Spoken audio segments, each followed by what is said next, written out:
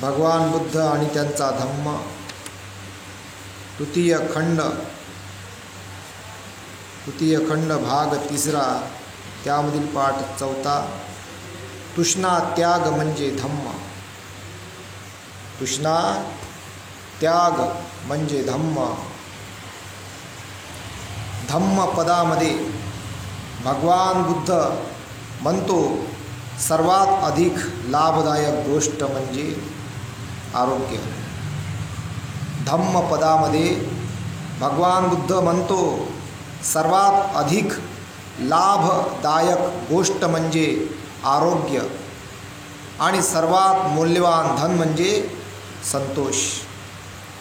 2 धन सगळ्यात महत्त्वाचे मानले भगवंतांनी. एक आहे आपलं आरोग्य, हे सगळ्यात मोठं म्हणते आपलं धन आहे, मौल्यवान धन आहे. आणि दुसरं संतोष. हे 2 भगवंतांनी काही महत्त्वाचं मानलेलं आहे. लाभदायक गोष्ट कोण म्हणजे आरोग्य.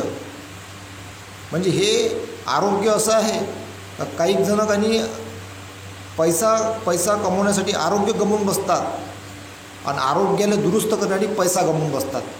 आणि जेव्हा त्याचं व्हॅल्युएशन करतात ते तर म्हणते जिथून सुरुवात केली ते मग तिथंच आलो म्हणते.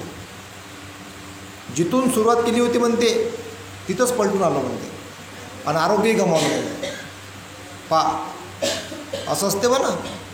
म्हणजे पैसा कमवण्यासाठी आरोग्य गमावलं आणि आरोग्याला दुरुस्त करण्यासाठी, आरोग्य खराब झाल्यावर, शरीर खराब झाल्यावर दुरुस्त करण्यासाठी, बिमार पडल्यावर दुरुस्त करण्यासाठी तो जो कमवलेला पैसा आहे तो गमावला.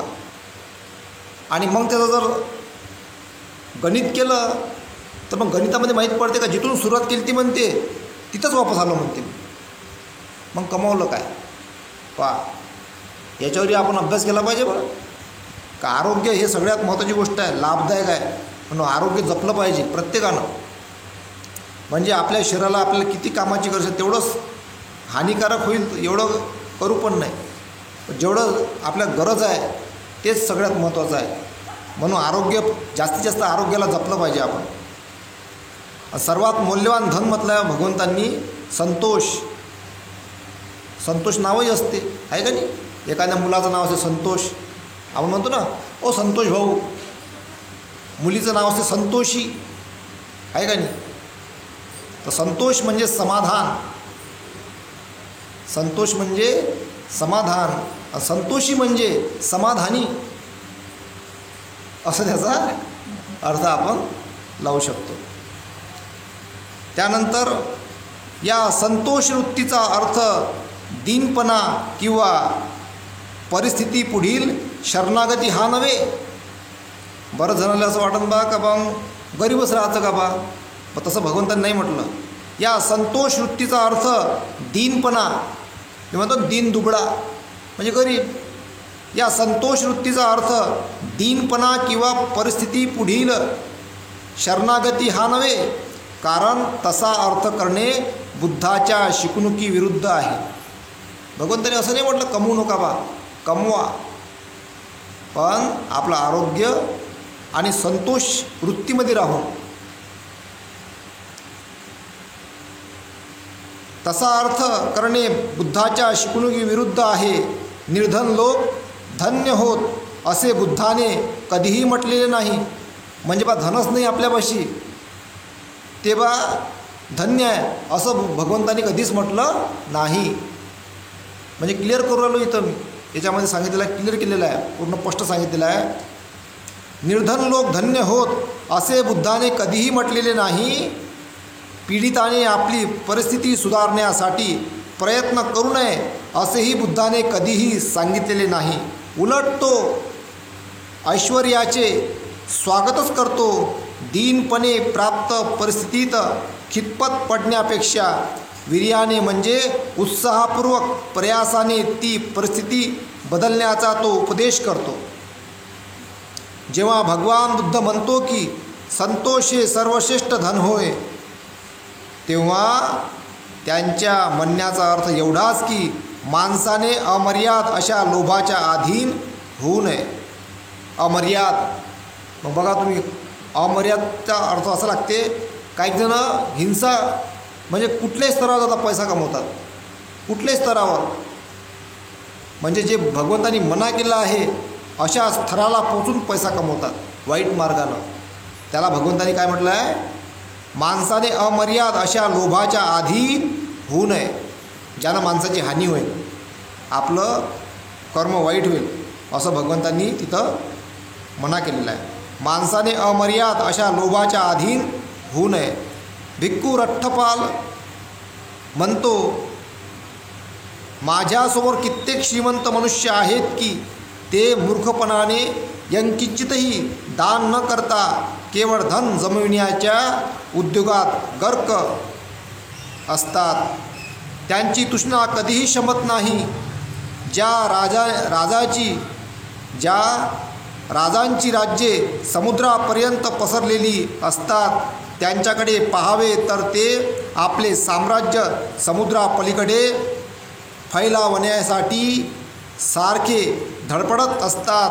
प्राप्त आहे त्यापेक्षा अधिक प्राप्त व्हावे अशी इच्छा करीत राजे आणि त्यांची प्रजा या पृथ्वीतलावरून नष्ट होते. बघा, म्हणजे त्याला एखाद्याला असं वाटतं ना, माय राज्य लय मोठं राहिलं पाहिजे. आताही काही देश आहेत, तो म्हणते माई सीमा इथपर्यंत आहे, तो म्हणते माई सीमा इथपर्यंत आहे. म्हणजे जमिनीची हाव त्यांना समाधान नाही आहे, तर शेवटी ते संपून जातात, पण मार्ग काढत नाही, त्याच्यावरच भांडत राहतात.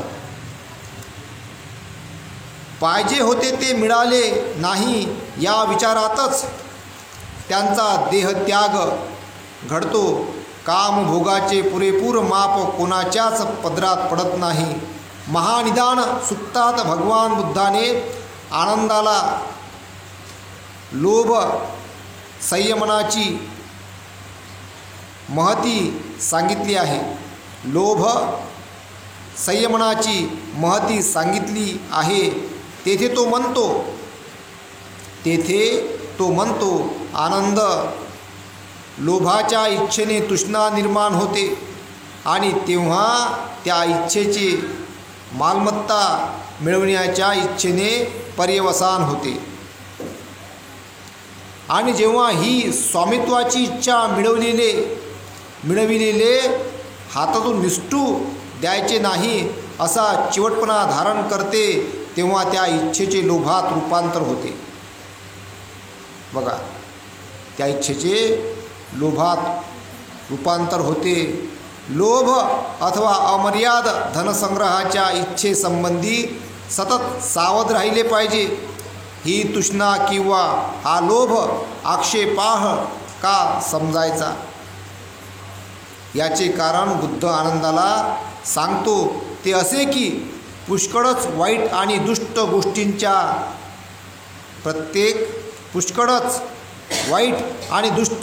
गोष्टींच्या त्यांच्यापासून उद्भव होतो.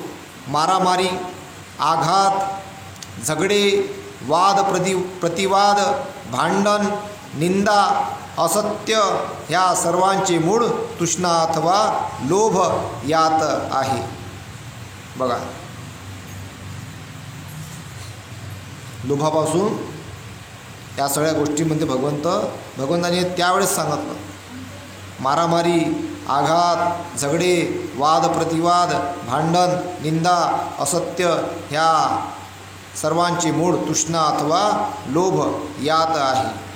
होते ना, कुठं जमीन विकली तर पैशासाठी मग मला एवढे पाहिजे, तेवढे पाहिजे याच्यासाठी भांडणं होतात, वाद होतात, कलह होतात. त्याच्यामध्ये सगळ्या गोष्टी भगवंतांनी सांगितलेल्या आहेत. वर्ग कलहाचे हे यथातथ्य विश्लेषण आहे, यात शंका नाही. म्हणूनच भगवान बुद्धाने लोभ तृष्णा आपल्या काबूत ठेवली पाहिजे या शिकवणुकीवर भर दिला. भगवंतांनी म्हटलेलं आहे, लोभ तृष्णा आपल्या काबूत ठेवली पाहिजे या शिकवणुकीवर भर दिला. म्हणजे लोभाला आणि तृष्णेला धम्माची चादर असली पाहिजे. धम्माच्या चादरीमध्ये ते गुंडाळलं असलं पाहिजे. त्यापासून हानी होईल बा, त्यानुसार त्याला त्याचं विश्लेषण मांडलं पाहिजे लवकरात लवकर, नाही तर मग हानी बी होते, नुकसान बी होते. म्हणून धम्ममय माणसं तयार होणं हे फार आवश्यक आहे. मग तुम्ही गरीब राहा, मध्यमवर्गीय राहा की श्रीमंतला राहा, नाही तर मग या लोभापायी ह्या सगळे आघात, चोऱ्या, काय म्हणते त्याला, खून, अशा प्रकारच्या घटना कित्येक घडतात फक्त ह्या पैशापायी, लोभापायी.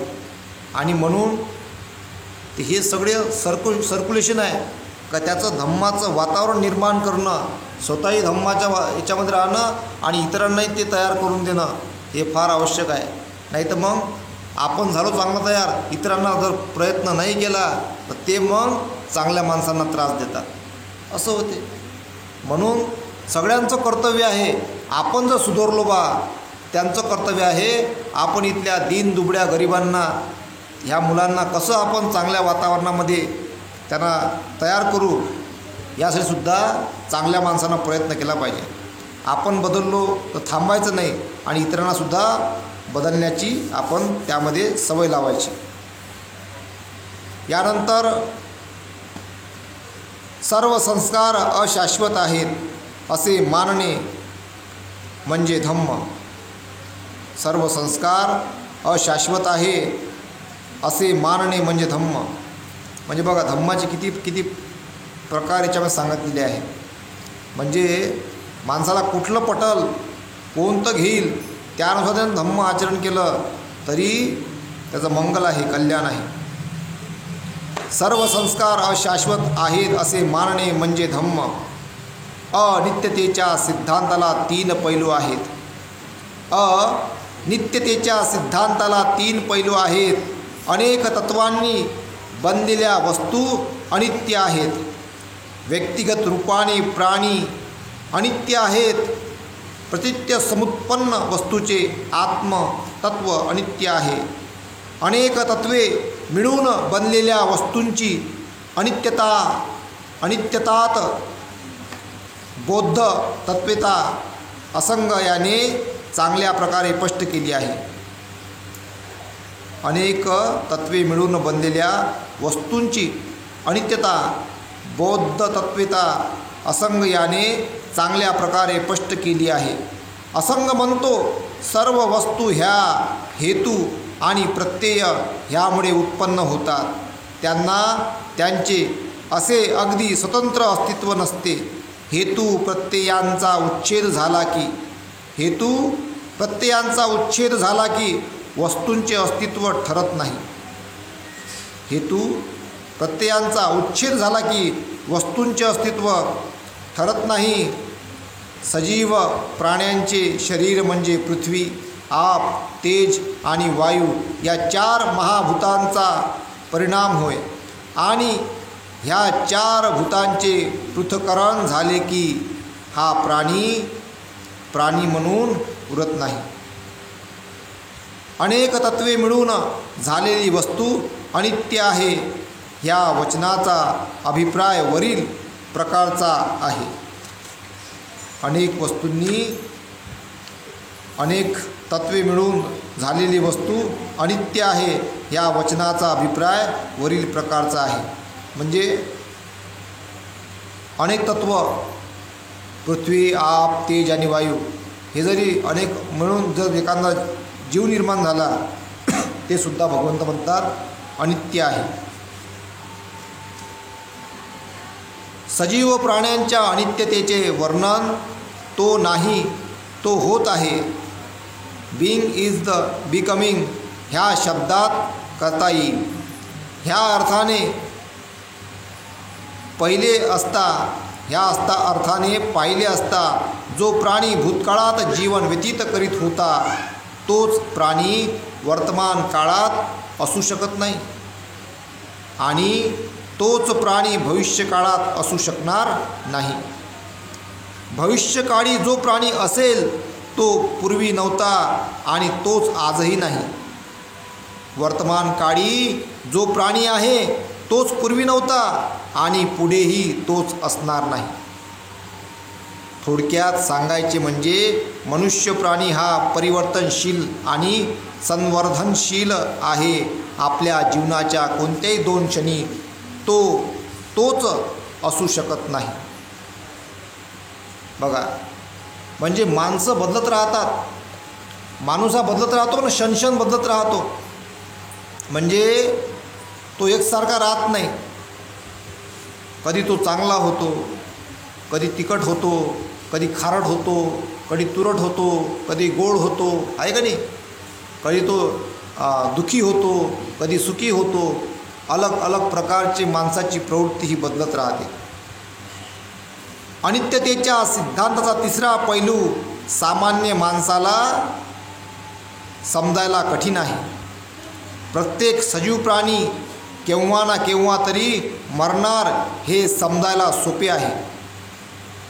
प्रत्येक सजीव प्राणी केव्हा ना केव्हा तरी मरणार हे समजायला सोपे आहे, परंतु तो जिवंत असताना सारखा बदलत आहे किंवा बनत आहे हे समजावयास कठीण आहे. हे परिवर्तन कसे शक्य आहे? याला भगवान बुद्धाचे उत्तर असे, सर्वच अनित्य असल्यामुळे हे शक्य आहे. ह्याच विचारसरणीतून पुढे शून्यवादाचा उदय झाला. ह्याच विचारसरणीतून पुढे शून्यवादाचा उदय झाला. बौद्ध शून्यवाद म्हणजे पूर्णपणे अनास्तिकवाद, नास्तिकवाद नव्हे. त्याचा अर्थ एवढाच की ह्या ऐहिक जगात प्रतिक्षणी परिवर्तन चालू आहे. ह्या ऐहिक जगात प्रतिक्षणी परिवर्तन चालू आहे. शून्यतेमुळेच सर्व अस्तित्व शक्य होते.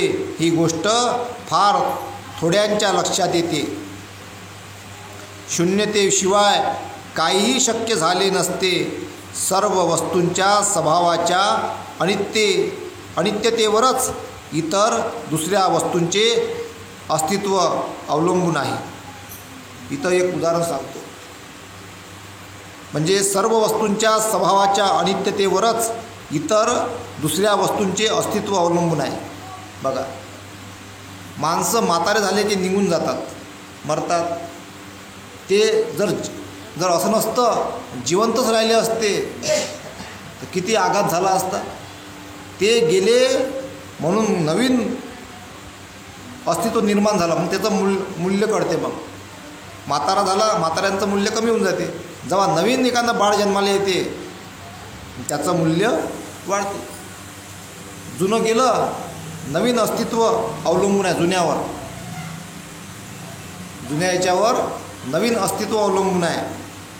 कारण ते नष्ट झालं का इकडं उदय होते, जन्माला येते. म्हणून म्हटलं गेलं, सर्व वस्तूच्या स्वभावाच्या अनित्यतेवरच इतर दुसऱ्या वस्तूंचे अस्तित्व अवलंबून आहे. अनित्य म्हणजे सगळं बदलणार आहे, परिवर्तनशील आहे, बदलत राहतात. आता इतिहास काळामध्ये किती कसे लोक होऊन गेले, त्यांचा फोटो बी नाही आहे, माहीतच नाही कोण काय होते. तर आता आपल्याच पाशीच म्हणा, आजोबाचा फोटो नसेल बऱ्याच जणापाशी. आजोबाचा आहे का तुमच्या आजोबाचा फोटो? पण आजोबा होते, आजोबाचे आजोबाही होते, त्यांचे आजोबा होते. चक्र आहे, पण माहीतच नाही कसं चक्कर शकल होती, काय होती. म्हणजे आपण काय हो, अनित्य हो आपण. आपलं काहीच नाही, शून्य हो आपण. आपलं काही अस्तित्व नाही आहे. पण किती अहंकार आपल्याला, किती घमंड, काहीच नाही ना. आपण अनित्य आहो. आपण बदलून राहिलो, क्षण बदलून राहिलो आपण. एखादं लहानसं बाळ क्षण मोठं होऊ राहिलं, त्याला असं नाही म्हणू शकत तुला लहानच राहू द्यायचं आहे आम्हाला. असं काय आहे का आता? नाही. तो हळूवारपणे मुंगीसारखा हळूहळू मोठा होता दिवसांदिवस. म्हणून सगळं काही अनित्य आहे, परिवर्तनशील आहे. सर्व वस्तूंच्या स्वभावाच्या अनित्यतेवरच इतर दुसऱ्या वस्तूंचे अस्तित्व अवलंबून आहे. जर वस्तू सतत परिवर्तनशील नसत्या, नित्य व अपरिवर्तनशील असत्या, तर एका प्रकारापासून दुसऱ्या प्रकारात जीवनाचे जे उत्क्रमण आणि सजीव वस्तूंचा जो विकास चालला आहे त्याला विराम मिळाला असता. काय म्हटलं आहे? जर वस्तू सतत परिवर्तनशील नसत्या आणि नित्य अपरिवर्तनशील असत्या तर एका प्रकारापासून दुसऱ्या प्रकारात जीवनाचे जे उत्क्रमण आणि सजीव वस्तूंचा जो विकास चालला आहे त्याला विराम मिळाला असता. विकास नसता झाला, मग सगळं नित्य राहिलं असतं. तर एक वेळा तो मोठा झाला, मरणारच नाही, मोठाच राहील, मग अधिक मोठा होत राहील. तर सगळं नित्य झालं असतं. मग म्हणजे त्याचा विकास झाला जीवनाचा. एकदम थांब राहिले असते, त्याची चालना नसते भेटली माणसाले. बुद्धीचा विकास नसता झाला, थांब राहिले असते, असंख्य लोक वाढले असते. मग माणसाला काही जगणं असं हे वाटलं असतं, काहून झालो बा, आता मरणच नाही आहे, असं वाटलं असतं. बोर झाले असते एकामेकाला पाहू. एवढं जगावं म्हणते, आता काय जगावं म्हणते या जगात.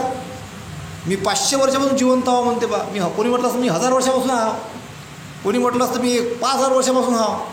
समजा मेलेच नसते माणसं,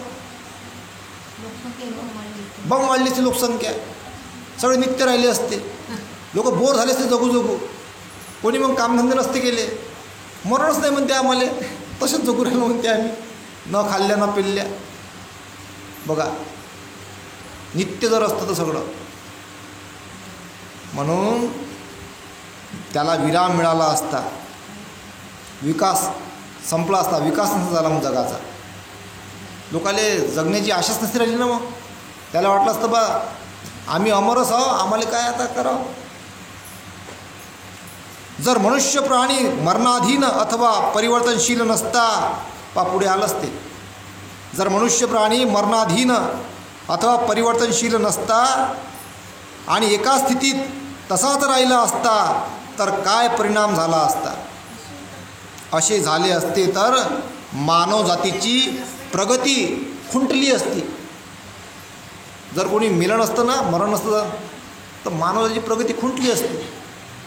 त्याले जीवनाचा अर्थ कळला नसता. मग का बा दुःख काय असते आहे का नाही, हे इमोशन काय असते, काही कळलं नसतं. इतके लोक बा नेहमीचा बोर झाले असते, कंटाळले असते जीवनाला. कोणी मेलंच नसतं, मरणच नसतं माणसाला, तसेच राहिले असते. मग प्रगती नसती झाली.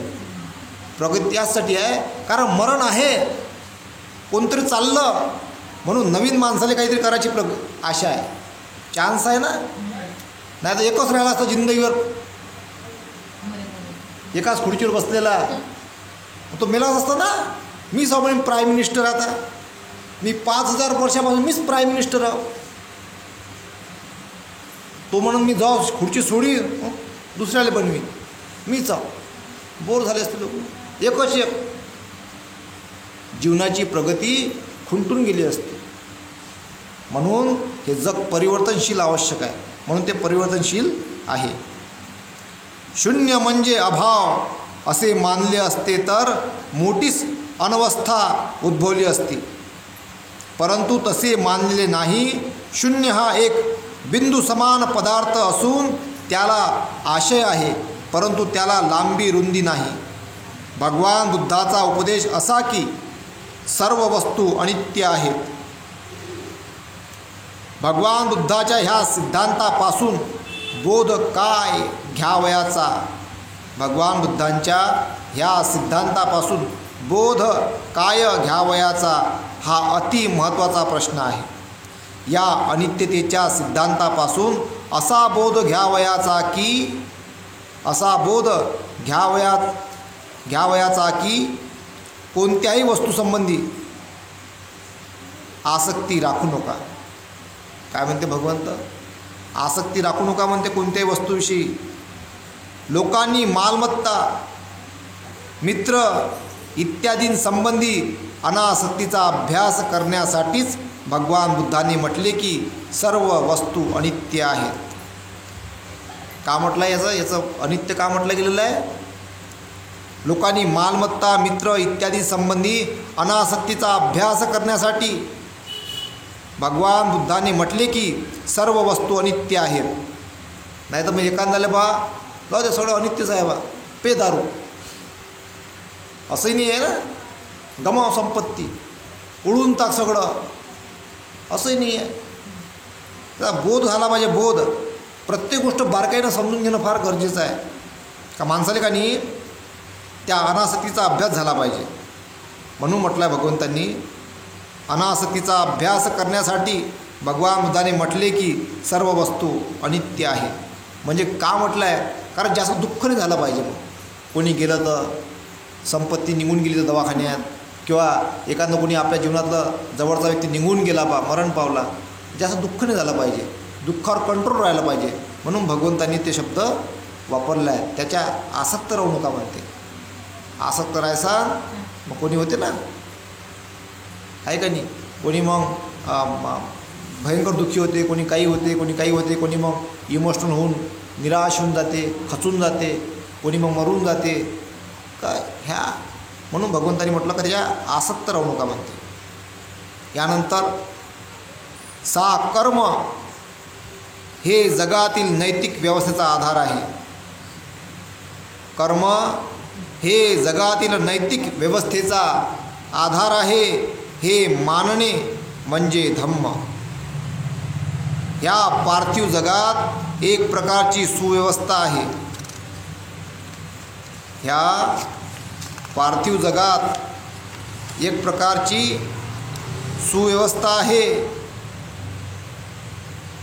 खालील घटनांनी ती सिद्ध होते. आकाशातील ग्रह गोलांच्या चलनवलनात गतीत एक प्रकारची सुव्यवस्था आहे. ऋतुचक्रामध्येही सुव्यवस्था आहे. काही विशिष्ट व्यवस्थेनुसारच बीजांचे वृक्ष होतात. वृक्षांपासून फळ उत्पन्न होते आणि फळापासून परत बीज निर्माण होते. बौद्ध परिभाषेत या व्यवस्थेला नियम म्हणतात. म्हणजे काही विशिष्ट व्यवस्थेनुसार बीजाचे वृक्ष होतात, वृक्षांपासून फळं उत्पन्न होते आणि फळांपासून परत बीज निर्माण होते आणि परत झाड अधिक लागते. मग चक्र फिरत राहते. बौद्ध परिभाषेत या व्यवस्थेला नियम म्हणतात. एकामागून एक सुव्यवस्थित निर्मिती दर्शविणाऱ्या नियमांना ऋतुनियम, बीजनियम असे संबोधितात. समाजामध्येही याच प्रकारचा नैतिक क्रम आहे. तो कसा उत्पन्न होतो, कसा राखला जातो? जे ईश्वरांच्या अस्तित्वावर विश्वास ठेवतात त्यांना या प्रश्नाचे उत्तर देणे कठीण नाही. त्यांचे उत्तर सरळ आहे. ते म्हणतात, संसाराचा नैतिक क्रम हा ईश्वराच्या इच्छेचा परिणाम आहे. ईश्वराने संसार निर्माण केला आणि ईश्वर हाच या संसाराचा कर्ता धर्ता आहे. तोच भौतिक आणि नैतिक नियमांचा कर्ता आहे. त्यांच्या मते नैतिक नियम माणसाच्या भल्यासाठी असतात, कारण ते ईश्वरी आज्ञास्वरूप आहेत. आपल्या निर्मात्या ईश्वराची आज्ञा पाळणे त्यांना कर्मप्राप्त आहे आणि ईश्वराच्या आज्ञेच्या परिपालनाने हा नैतिक क्रम चालू राहतो. जे नैतिक व्यवस्था ही ईश्वरी इच्छेचा परिणाम आहे असे मानतात, जे लोक नैतिक व्यवस्था ही ईश्वरी इच्छेचा परिणाम आहे असे मानतात, त्यांचे विचार वरीलप्रमाणे असतात. ही व्याख्या मुळीच समाधानकारक नाही, कारण ईश्वर हा नैतिक नियमांचा जनक असेल. ह्या नैतिक नियमांचा आधी आणि अंत तोच असेल आणि माणसाला ईश्वराची आज्ञा पाळण्यापासून सुटका नसेल तर ह्या संसारात इतकी नैतिक अव्यवस्था का आढळते? भगवंताने प्रश्न केलेला आहे. आता ज्याला काय समजतं समजून घ्या. म्हणजे भगवंत म्हणतात का या संसारात सर्व ईश्वरच करून राहिला, तर मग या संसारामध्ये म्हणते अव्यवस्था का आढळते? लोक गरीब का आहेत? लोकांचे ॲक्सिडेंट का होतात? लोक का मरतात? आहे का नाही? लोक दुखी का आहे? दरिद्री का आहे? लोक उपाशी का मरतात? लोक फाशी का घेतात? असं भगवंताचं म्हणणं आहे.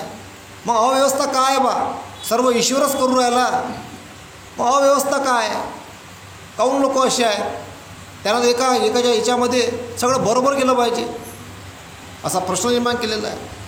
पण तसं नाही आहे. अशी अव्यवस्था का आढळते बा या जगामध्ये, असा प्रश्न भगवंतांनी केला. ह्या ईश्वरी नियमांच्या मागे असा कोणता अधिकार आहे, ईश्वरी नियमांचा व्यक्तीवर काय अधिकार आहे, हे स्वैक्तिक प्रश्न आहेत. परंतु जे लोक नैतिक व्यवस्था ही ईश्वरी इच्छेचा परिणाम आहे असे मानतात, त्यांच्याजवळ या प्रश्नांना उत्तर नाही त्याच्यापाशी. चांगलं झालं तर म्हणते देवानं केलं, आणि वाईट झालं तर म्हणते कर्म म्हणते, आहे का नाही. असं काहून बा, तो सगळ्याच्यात आहे, तर मग ते दोन्ही जिम्मेदारी स्वीकार लागेल ना. मग त्यावर काही पिक्चरही बनलेले आहेत. तो एक आमिर खानचा पिक्चर बनला याच्यावर, तर आहे का नाही, तर बरंच नाही त्या पिक्चराचं 2-3 पिक्चरं बनले त्याच्यावर, त्यामध्ये बऱ्याच याची उकल केलेली आहे. पीके चांगलं याच्यामध्ये त्याच्यावर हे केलेलं आहे, म्हणजे रायटरनं माणसाला प्रश्न उपस्थित केलेले आहे. हां काही कट केला त्याच्यामध्ये आहे ते, पण माणसाने विचार केला पाहिजे. ईश्वरी नियमांचा व्यक्तीवर काय अधिकार आहे, हे स्वैक्तिक प्रश्न आहेत. परंतु जे लोक नैतिक व्यवस्था ही ईश्वरी इच्छेचा परिणाम आहे असे मानतात, त्यांच्याजवळ या प्रश्नांना उत्तर नाही. ही अडचण दूर करण्यासाठी हा सिद्धांत थोडा बदलला गेला आहे. असे म्हटले जाते की परमेश्वराच्या आज्ञेनेच सृष्टी निर्माण झाली. हेही सत्य आहे की ह्या सर्व विश्वाने परमेश्वराच्या इच्छेप्रमाणे व मार्गदर्शनाप्रमाणेच आपल्या कार्यास आरंभ केला. हेही खरे आहे की त्याने त्या सर्व विश्वाला एकदाच कायमची गती शक्ती दिली, आणि तीच त्या विश्वाच्या सर्व क्रियाशीलतेचे मूळ आहे. परंतु या उपरांत ईश्वराने सृष्टीला प्रारंभी जे नियम घालून दिले आहेत, त्या नियमानुसार कार्य करण्याचे स्वातंत्र्य बहाल केले आहे. म्हणूनच नैतिक व्यवस्था ईश्वरी इच्छेनुसार घडत असेल तर तो दोष सृष्टीचा, प्रकृतीचा आहे, ईश्वराचा नाही, असं म्हटलं गेलं आहे. सिद्धांतात असा बदल करूनही वरील अडचण सोडविली जात नाही. या सिद्धांतातील बदलामुळे ईश्वरावर जबाबदारी नैतिक व्यवस्थेची फक्त पडत नाही, परंतु प्रश्न उरतोच की ईश्वराने आपल्या नियमांचे परिपालन करण्याचे सृष्टीवर, प्रकृतीवर का सोपवावे. असल्या गैरहजर ईश्वराचा उपयोग काय. म्हणजे प्रकृतीवरच सोपवायचं आहे बा सगळं, मग त्याचं काय काम आहे, असा प्रश्न भगवंतांनी उपस्थित केलेला आहे.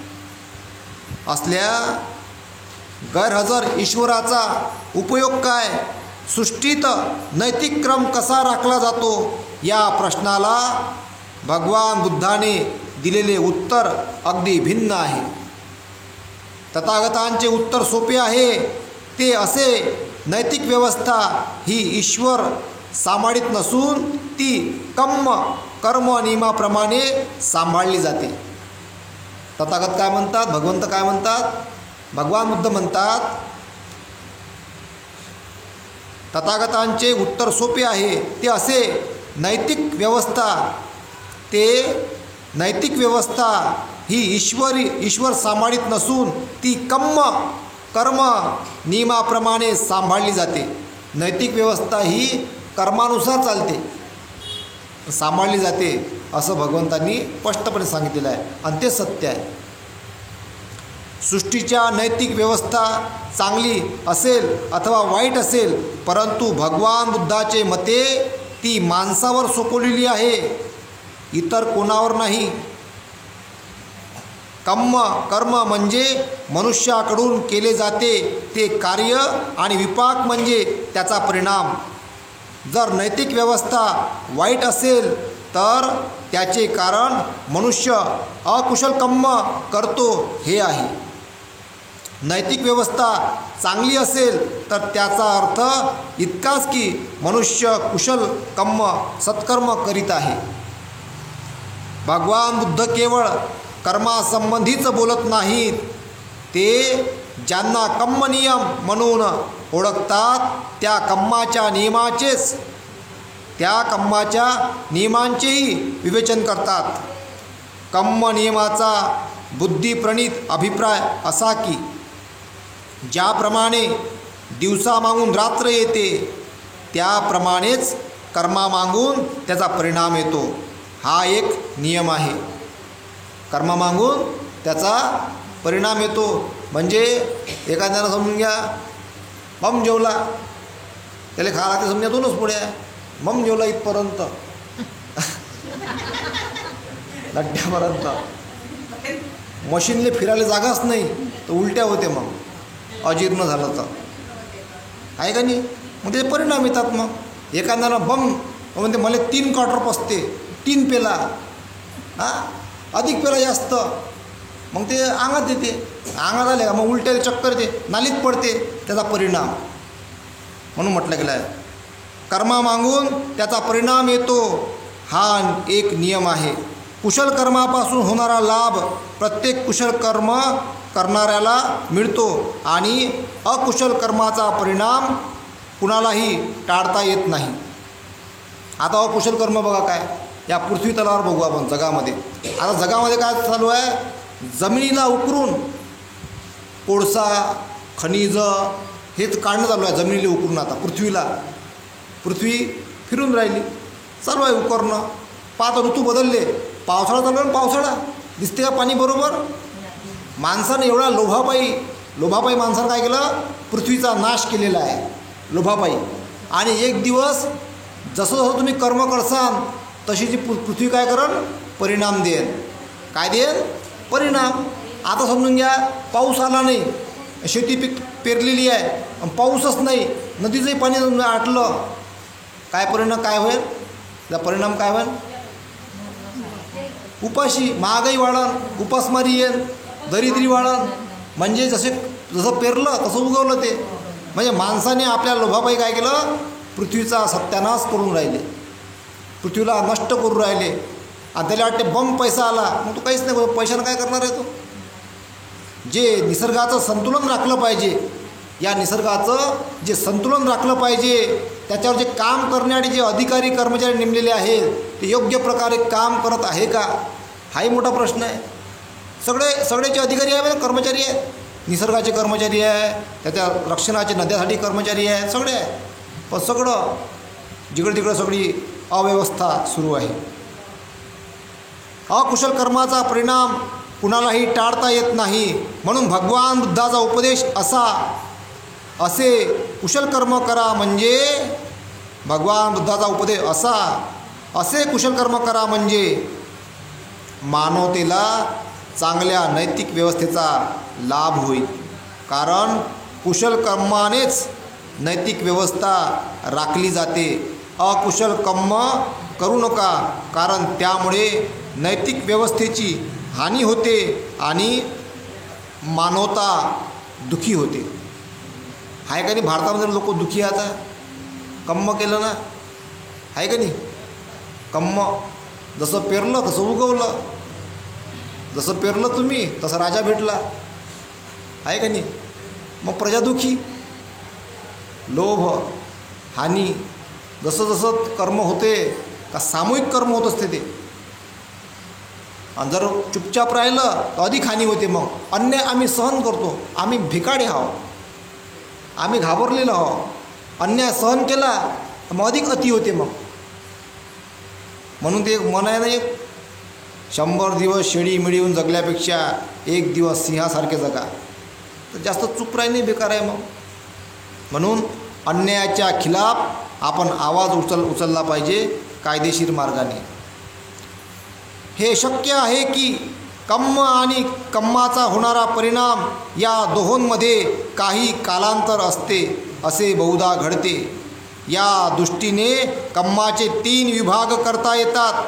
दिठ्ठ धम्म वेदनीय कर्म, तात्काळ फळ देणारे कर्म. उपपज्य वेदनीय कर्म, ज्याचा परिणाम फार कालांतराने होतो ते कर्म. अपरापरीय वेदनीय कर्म, अनिश्चित काळाने फळ देणारे कर्म. बघा, कर्म हे कधीकधी अहोसी कर्म होऊ शकते, म्हणजे त्याचा काहीच परिणाम होत नाही. आता एकानं समजा आंब्याचं झाड लावलं तर त्याला लगेच फळ भेटते काय? ते हळूहळू मग कालांतराने भेटते. काहीक मग लावलं लवकर भेटते, काहीक मग एकदम शेवटी भेटते, आणि काही असे आहे का भेटतच नाही, असंही होते.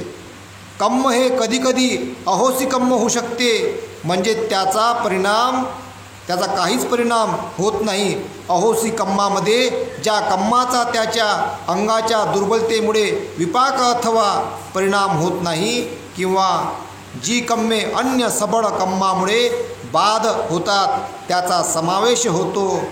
या सर्व गोष्टी विचारात घेऊनही भगवान बुद्धाच्या कर्माचा नियम अनिवार्य आहे. या सिद्धांताला बाधा येत नाही. कर्माचा विपाक फक्त कर्त्याला भोगावा लागतो, आणि याशिवाय दुसरा त्यात काहीच आशय नाही. एवढेच, काही कर्म सिद्धांताचा अभिप्रेत नाही, एवढाच त्यात अभिप्राय आहे असे मानणे चूक आहे. कधीकधी एकाच्या कर्माचा त्याच्याऐवजी दुसऱ्यालाच परिणाम भोगावा लागतो. पहिलं कसं आहे, पहिले कर्माचा परिणाम स्वतःला भोगावा लागतो. कधीकधी काय असते, आपल्या कर्माचा परिणाम दुसऱ्यालाही भोगावा लागते. तथापि हे सर्व कर्म नियमांचेच परिणाम आहेत, कारण तोच कर्मनियम नैतिक व्यवस्था सांभाळतो किंवा मोडतो. तोच कर्म नैतिक व्यवस्था सांभाळतो किंवा मोडतो. जसं म्हणजे एखादा देश आहे, या देशाला सुजलाम सुफलाम आणि आनंदमय बनवायचा आहे, तर कर्म कामी येते. इथं लोकांचे कर्म, ज्या देशातले लोक कसा राजा निवडतात, कोणाला गादीवर बसवतात आणि कोणाला तिथं पोचवतात, याच्यावर अवलंबून आहे. तुम्ही जर धम्ममय मार्गानं तो माणूस तिथं पोचवला तर आनंद मिळेल, आणि मग धम्ममय मार्गाने तो माणूस नसेल, आंधळा असेल, तर प्रजा दुःखी राहते. मग दुःखच दुःख, वेदनाच वेदना असं उत्पन्न होत असते. कर्म नियम नैतिक व्यवस्था सांभाळतो किंवा मोडतो. व्यक्ती येतात जातात, पण विश्वाची नैतिक व्यवस्था कायम राहते, आणि त्याप्रमाणेच ही व्यवस्था बनविणारा कर्म नियमही अप्रतिहत राहतो. याच कारणास्तव भगवान बुद्धाच्या धर्मामध्ये अन्य धर्मात ईश्वराला जे स्थान दिले आहे ते नीतीला प्राप्त झाले आहे. भगवंतांनी कोणाला स्थान दिलेलं आहे? नीतीला सर्व एक स्थान दिलं आहे भगवंतांनी. नीती म्हणजे धम्म म्हणजे नीती. यास्तव विश्वातील नैतिक व्यवस्था कशी राखली जाते, याला भगवान बुद्धाने दिलेले उत्तर इतके सरळ आणि निर्विवाद आहे. असे असूनही या उत्तराचा खरा अर्थ क्वचितच समजावून घेतला जातो. प्राय जवळजवळ नेहमीच त्याचा चुकीचा अर्थ लावला जातो, चुकीचा सांगितला जातो, अथवा त्याची चुकीची व्याख्या केली जाते. नैतिक व्यवस्था कशी राखली जाते या प्रश्नाला उत्तर म्हणूनच भगवान बुद्धाने कर्म सिद्धांत मांडला. नैतिक व्यवस्था कशी राखली जाते यासाठीच भगवान बुद्धाने कर्म सिद्धांत मांडला. या सत्याची फारच थोड्यांना जाणीव असते. फक्त सगळ्यांना समजत नाही ते कर्म सिद्धांत. तथापि कर्म सिद्धांत मांडण्यात बुद्धाचा हाच हेतू होता. कर्म नियमाचा संबंध केवळ सर्वसाधारण नैतिक व्यवस्थेशी आहे, व्यक्तीच्या सद्भाग्याशी किंवा दुर्भाग्याशी याचा संबंध नाही. त्याचे प्रयोजन विश्वातील नैतिक व्यवस्था राखणे हे आहे. ह्या कारणास्तव कम्म नियम हा धम्माचे एक प्रमुख अंग आहे. कम्म नियम ह्या धम्माचे एक प्रमुख नियम आहे. आता इथं जे रहस्य दडलेलं आहे, दिठ्ठ धम्म वेदनीय कम्म, तात्काळ फळ देणारे कम्म, उपपज्य वेदनीय कम्म, ज्याचा परिणाम फार कालांतराने होतो ते कम्म, अपरापरीय वेदनीय कम्म, अनिश्चित काळाने फळ देणारे कम्म. याच्यावरच तर किती मोठं डिस्कशन होते, आहे का नाही? किती मोठी चर्चा होते या विषयावर. म्हणजे जरी जे थोड्या शब्दामध्ये सांगितलेले आहे का लवकर फळ भेटते बा, कशा प्रकारे लवकर फळ भेटते, नंतर फळ कसं भेटते, आहे का नाही? मग त्याच्या अनिश्चित काळानंतर फळ कसं भेटते बा, काही फळ काच नाही भेटत, किती मोठी चर्चाचा विषय आहे. सोपं आहे काय? याच्यावर खूप मोठं चर्चा डिस्कशन, याच्यावर काही एक खूप मोठी मांडणी करावी लागते, तेव्हा हे काही अधिक बारकाईनं समजते का कुठल्याही गोष्टी कम्माच्या लवकर होत नाही. आता बरेच जणं ते त्यांना काही जिंदगीभर त्यांना हे भेटत नाही, समाधान भेटत नाही, म्हणजे आनंद मिळत नाही बा, इतकं म्हणते मेहनत करू राहिलो, काम करू राहिलो, फळच नाही भेटू राहिलं म्हणते, आहे का नाही? त्याचंही काही ना कारण असते. म्हणून ह्या कारणास्तव कम्म नियम हा धम्माचे एक प्रमुख अंग आहे. तर कम्म हा धम्माचा एक प्रमुख अंग आहे आणि या कम्मावरच कनी जास्तीत जास्त भर द्यावा लागतो.